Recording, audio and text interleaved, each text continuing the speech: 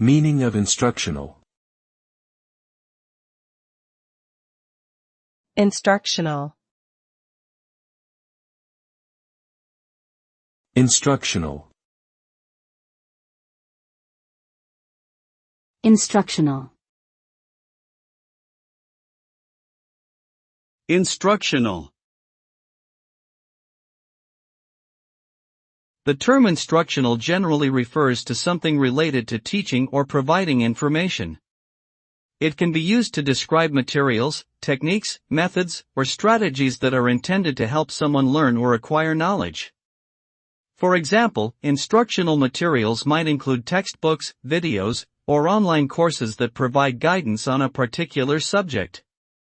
Instructional strategies might include activities like hands-on experiments, small group discussions, or lectures designed to engage learners and help them understand complex concepts.